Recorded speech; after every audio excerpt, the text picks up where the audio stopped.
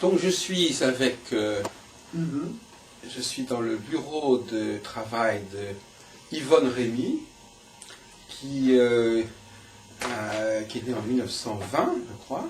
La compagne de Braille aussi. Oui, ah bah, ça c'est... Son élève. Mais ça nous ramène quand même à une période assez ancienne. Oui. Donc c'est-à-dire que c'était pendant la guerre en fin de compte finalement. Non, parce que, non, tout de même pas. Je suis venu habiter ici avec Braille en 78.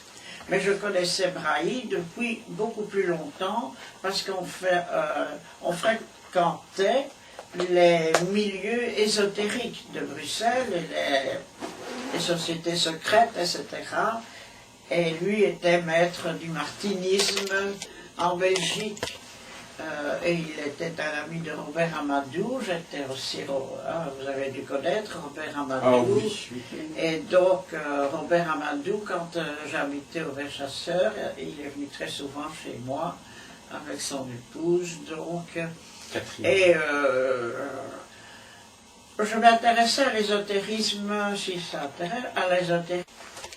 Comme je connaissais le baron d'Augvaux, je lui ai dit, voilà, je voudrais apprendre l'astrologie parce que tous les livres que je lis sur l'occultisme et l'ésotérisme, on parle de l'astrologie. Alors il m'a dit, le meilleur c'est Braille, mais il est très cher. Alors comme j'avais une grande maison, on s'est mis à plusieurs, et on s'est cotisé, ce qui fait qu'il avait, pour son heure de leçon, il avait la somme qu'il avait demandé, mais on donnait tous une part, on se partageait comme cela, etc. Et ça a été mes débuts. C'était en quelle année, excusez-moi? Ça va. Vous aviez quel âge? Moi j'ai 80. Non, vous aviez quel âge à l'époque? Ben, je suis occupé à chercher quel âge est-ce que j'avais à l'époque. Vous aviez une quarantaine? Je crois que ça doit être à la fin des années 60 que ça... D'accord. Oui, c'est à la fin des années 60 parce que mon mari est mort en 64. Donc, et c'est surtout après, je m'intéressais déjà, mais c'est surtout après que je me suis fort intéressée. Et c'est comme ça que j'ai plongé dans l'astrologie, que je ne l'ai plus quittée, que vivant avec Braille, jour et nuit, c'était astrologie, toujours astrologie, etc. Et c'est le meilleur professeur que je pouvais donc avoir. Oui, d'accord. Il avait déjà à peu près une soixantaine d'années quand même. Oui, et il avait donc, à l'âge de 84 ans, il avait abandonné. Il ne faisait plus de thème, mais alors il me les passait. Et je me souviens, il est venu ici, et il habitait ici. Alors il y avait une dame qui voulait donc avoir son avis. Et il a dit, voilà, c'est comme ça que ça a commencé, tu vas le faire toi-même, et je serai à côté de toi pour voir comment tu fais ta consultation. Et c'est ainsi donc, et puis j'ai été tout à fait indépendante, et j'ai fait un cours d'astrologie par correspondance. Oui, qui a bien marché, par exemple. Qui a très bien marché. J'ai même des lettres de félicitations d'élèves, donc à propos de ce cours. Je ne les ai pas sous la main, mais enfin, vous pourrez les donner. Ça a très très bien marché.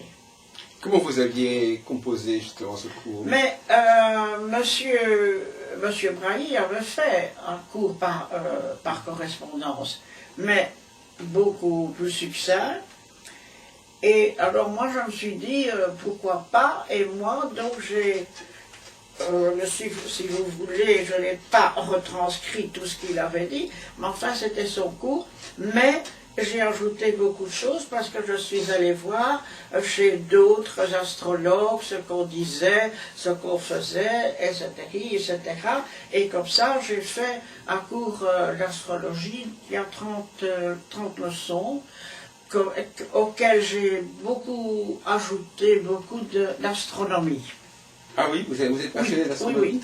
Et d'ailleurs, je peux vous montrer, je suis encore toujours membre ici de Ciel et Terre, astronomie, oui, donc, cette chose, parce que ce qu'on oublie et ce que beaucoup ceux qui font, que l'astronomie, c'est la loi des astres. Et l'astrologie, c'est le langage des astres, oui. Si vous prenez du grec. Et si on veut bien comprendre le langage des astres, il faut connaître la loi des astres. Et ça, il y a beaucoup d'astrologues qui n'y pensent pas. Je sais que quand je donnais des cours oraux, l'astronomie, ça ne les intéressait pas, il fallait tout de suite pouvoir interpréter, etc. Mais après, ils étaient tout de même très contents d'avoir une leçon d'astronomie. Je voulais vous demander, M. Braille, qu'est-ce qu'il pensait de votre cours? Parce que finalement, vous aviez ajouté des choses. Il vous avait donné son avis sur votre cours par correspondance? Ah oui, mais après, il est décédé. Oui. Mais donc, oui, ça certainement, ça au début, certainement, il a donné son avis, etc. Et puis, c'était tout de même lui qui était le noyau, qui était la trame, oui. Si vous voulez. Et moi, je n'ai fait qu'ajouter en plus, etc. Oui, mais justement, il n'aurait peut-être pas apprécié ce que vous avez ajouté, je ne sais pas, par exemple. Ah si, il était d'accord. Voilà. Il était d'accord, oui. Parce que d'ailleurs, il avait essayé de vendre à un astrologue son cours par correspondance à lui. Mais il en demandait 100 000 francs à l'époque. Elle a trouvé que c'était un peu trop. Elle ne l'a pas pris. Et alors, il me l'a donné à moi. Et il a fait une lettre qui me le donnait, donc, parce qu'il savait que j'en ferais bon usage. Et si vous voulez, alors c'était un point de départ pour moi, où j'ai ajouté tout ce que...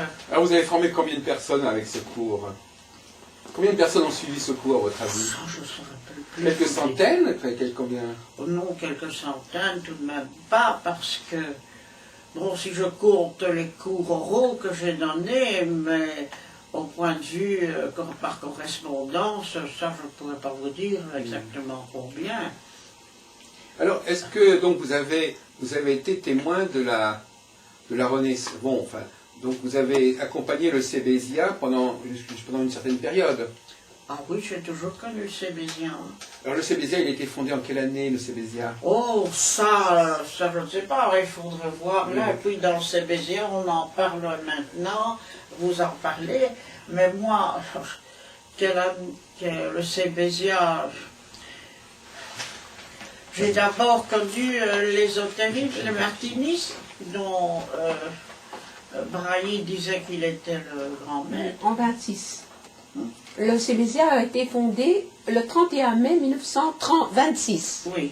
Oui. Et vous m'avez donné le thème de fondation. Mais ça, c'est pas... Non, mais ça, c'est le... C'est la fin des années 60, je sais pas. Non, parce qu'il y a eu le Sébésia, puis il y a eu... oui, c'est-à-dire que le Sébésia a pris la suite d'une structure qui existait avant. Oui. C'est ça. Oui, ça, je ne sais pas. Alors, ça a été fondé en 64. C'est l'héritier de l'Institut belge d'astrologie fondé en 1926.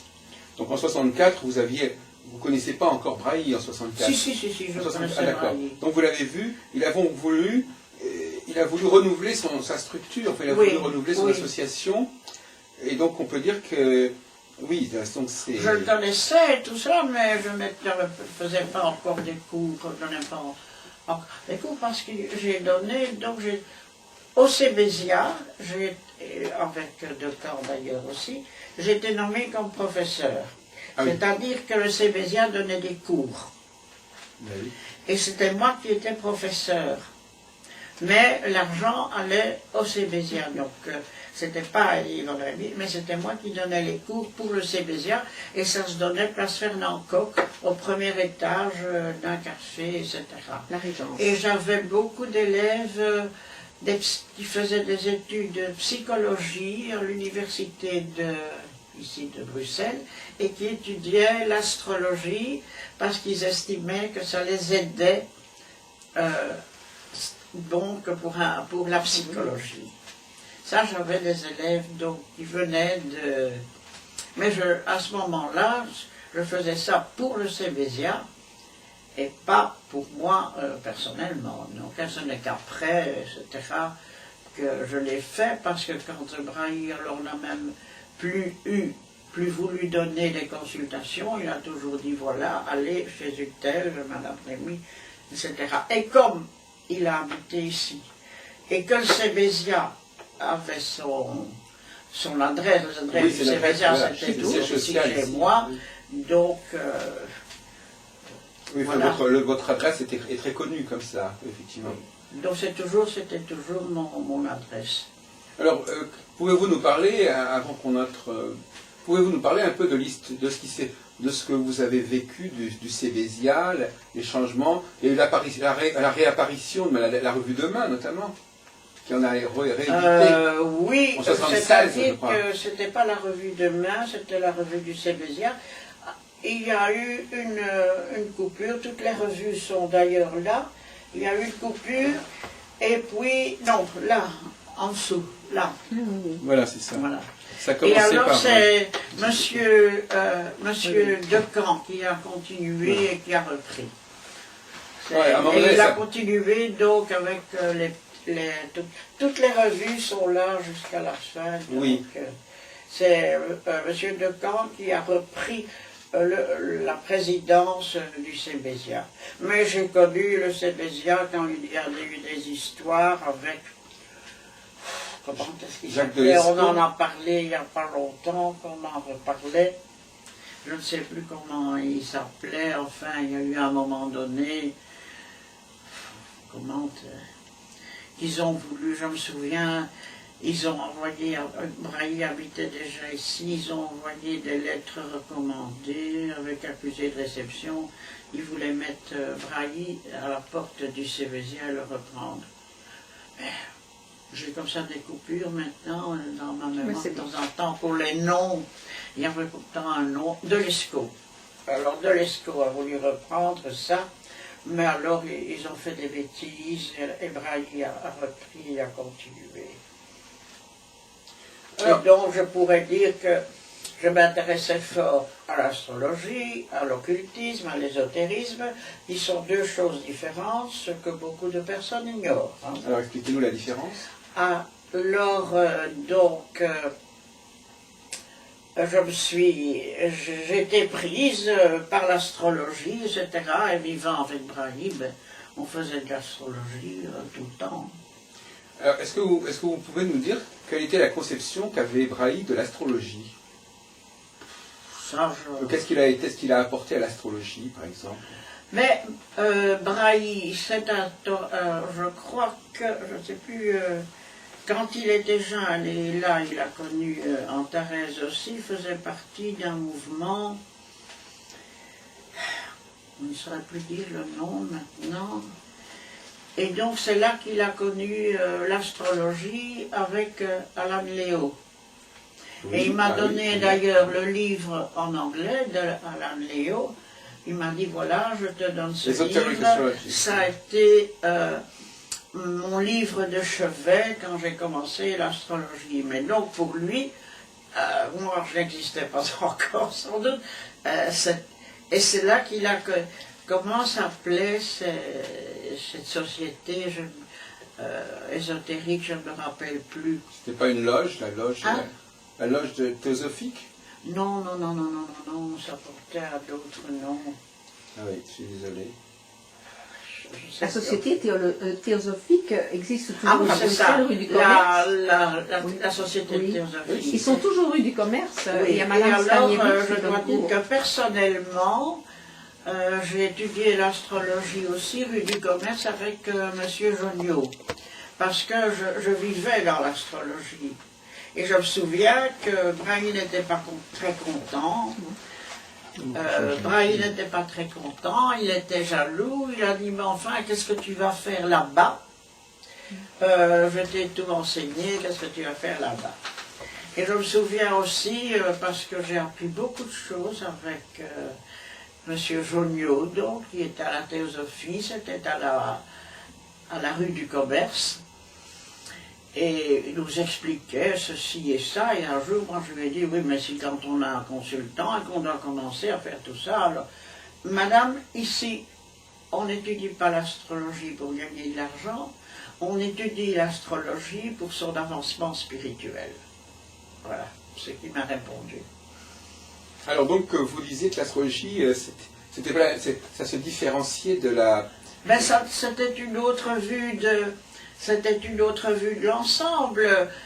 Bon, en général, ceux qui viennent voir, le commun des mortels qui viennent voir et qui demandent une chose à l'astrologue, ils ne s'occupent pas de leur comment ça se passe et comment ça va se passer au point de vue ésotérique et au point de vue religieux, etc. Alors paradoxalement, le nom même du Cébésia comporte l'expression l'étude scientifique des influences astrales. Oui. C'est pas un titre très ésotérique, hein, c'est le moins qu'on puisse Non, dire. non. Alors, ça, Brahim, comme il était martiniste, il l'était aussi. Mais enfin, son astrologie n'était pas basée sur comme celle de Joliot, par exemple. Oui, c'est ça, au contraire. Mais enfin, j'ai connu beaucoup. J'ai connu Pâques, j'ai connu Antares. Antares, oui, parce que tous les samedis, nous avions des réunions dans un café, place Fernand Coq, au premier étage. Oui. Oui. Et ça, c'était Antares qui avait fait cela. Ça s'appelait la vigie. Déjà. Oui. La vigie. La vigie. Mais Brahi y était aussi, présent, et donc nous étions des personnes qui connaissaient l'astrologie. Hein. C'était pas pour apprendre, nous allions là pour nous perfectionner. Bien sûr. On mettait un thème au tableau, il y avait une seule personne qui connaissait, et nous devions tous dire, voilà, il y a ceci, il y a ça, il y a ça. Puis Antares ou Brahi disait, oui, mais vous n'avez pas vu ça. Donc c'était un cours sur le tas, si vous voulez. Et là, il y avait, c'était tout de même des astrologues qui étaient déjà astrologues et qui avaient des... Chevronnés. Je ne vais pas dire des clients, mais enfin des personnes comme plus, là. Fernie de Reuk, par exemple, il était, etc., Suzanne Lousberg, enfin il y en avait des tas. Et c'était tous les samedis après-midi. Et c'était donc dirigé par Antares et choses. Et maintenant, j'avais encore toujours ce tableau et que j'ai donné à... Je ne sais plus dire ça, à... Georgette. Alors, À Georgette, non? À Janie. À qui as-tu donné le tableau? Astrid Fallon. Ah, Astrid, oui. est-ce que vous avez des photos Et ça, peut-être que c'est pas gentil, mais c'est comme ça. Quand Janie Bessière est arrivée, là, alors elle a tout changé, etc. On a quitté, enfin bon. Parce qu'elle, c'était mettre la brouille dans tout. Est-ce que vous avez des photos intéressantes de réunions d'astrologie? Ah, ça, j'ai des photos, mais ça, je ne les ai pas sous les yeux, mais On pourrait pas faire une petite pause pour les avec, voir? par exemple, avec Barbeau, Oui. avec Moi, ça me ferait Messier. plaisir de pouvoir les On va y reproduire. faire, alors. Voilà, oui. Brahi, justement, Oui. vous pouvez... Et vous tout savez- ça va passer à la J'ai ça. télévision. Tout ce que je raconte maintenant va passer à la télévision. Oui. Il va Enfin, couper. s'il y a des choses que vous n'avez pas, il faut faire attention à ce que vous dites, madame Rémy. Mais c'est Elle un fait dit que... pas la vérité. c'est Mais un je fait- dis la vérité parce que je la C'est conçois. un fait que Brahi était venu, je ne sais pas si vous vous souvenez, de 78.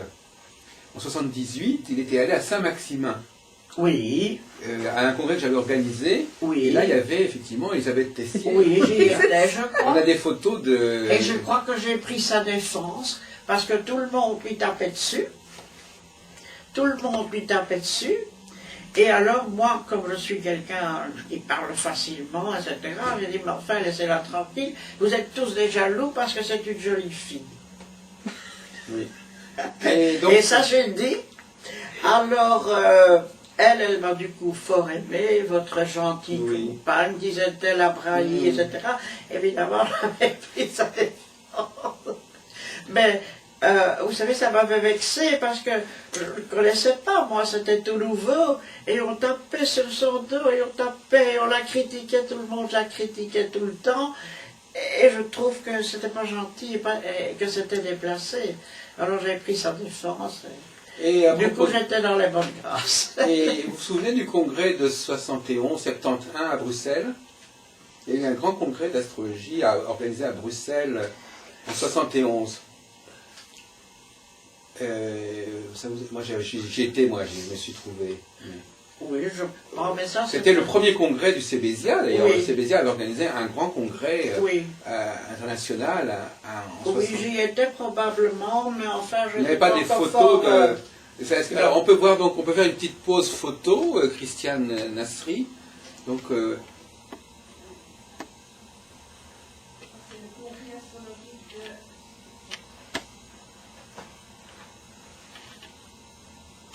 Ici, il y a des... Qui c'est, tiens, le congrès astrologique ici. de son édition.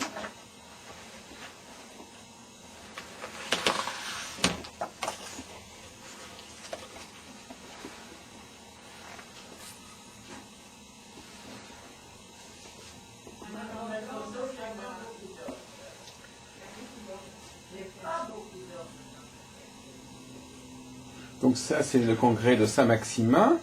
On reconnaît Maria Duval, Gustave Lambert-Barry, Pichon, Yvonne Rémy, Dorsan, Elisabeth Tessier, Ferdinand Le Borgne.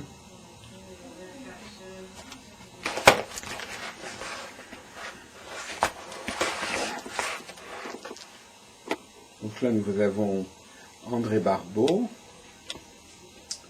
Ça fait partie des archives Braille.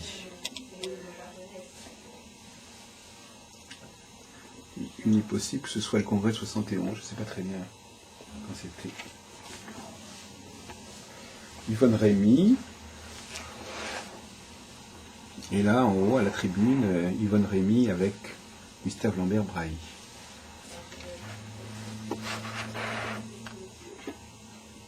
On reconnaît, je surviens sur cette photo, on reconnaît Max Duval, Alexandre Ruperti, André Barbeau. Et là, Gustave Lambert-Brailly, c'est une réunion.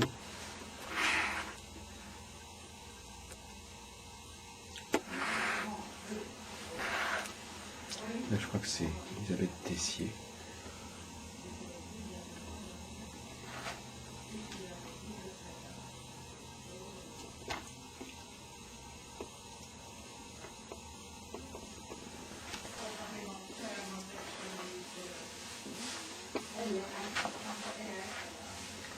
Colette Chollet et Gustave Lambert-Brailly, une réunion astrologique.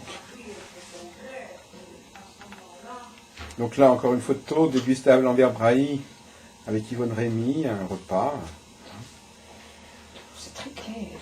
C'est très clair. Quand on fait une photo, c'est vraiment... Puisqu'on était dans les mêmes mouvements ésotériques, etc. Et voilà que mon fils veut vendre la maison parce que mon mari était décédé, patati patata. Et Brailly qui ne s'entendait pas avec sa fille, était allé dans une maison de repos. Mais il n'était pas content. Alors il avait dit à Antares, on avait un dîner avant-hier après. Il avait dit à Antares, je vais aller à Nivelles une fois voir où tu es, etc. Et il y a un ami qui dit, mais enfin, t'as beaucoup trop bien pour être dans une maison comme ça, prends un appartement avec une gouvernante. Et je lui dis, mais oui, à propos, pourquoi vous ne faites pas ça? Je dis, parce que moi, puisque mon fils me met dehors, probablement que je vais chercher aussi une place de gouvernante. Alors il me dit, c'est vrai? Oui. Alors voilà, le lendemain, il vient, et alors il dit, voilà, j'ai comparé les deux tables. Or, on se connaissait depuis je ne sais combien de temps, on était bons amis et tout. J'ai comparé les deux thèmes, et ça clope. Il avait Uranus enfin Vénus... Uranus conjoint. Uranus conjoint. Et donc nous étions tous les deux aussi ascendant Balance. Hein. Et donc c'est Uranus-Vénus, donc, et alors c'est ça qu'il a décidé, donc de venir habiter chez moi alors. D'accord. Donc il s'est bien servi de l'astrologie là. Alors avec lui, je faisais de l'astrologie 24 heures sur 24. Oui, qu'est-ce que ça veut dire justement, Madame Rémy, faire de l'astrologie 24 heures sur 24, qu'est-ce que ça veut dire dans la pratique?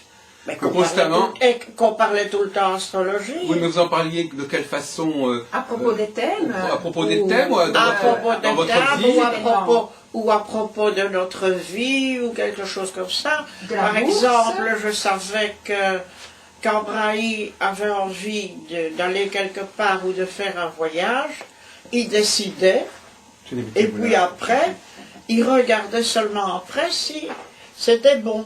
Et si les astres n'étaient pas favorables, alors il changeait. Mais il ne cherchait pas avant à trouver ce qu'il y avait d'autre. Ah oui, d'accord.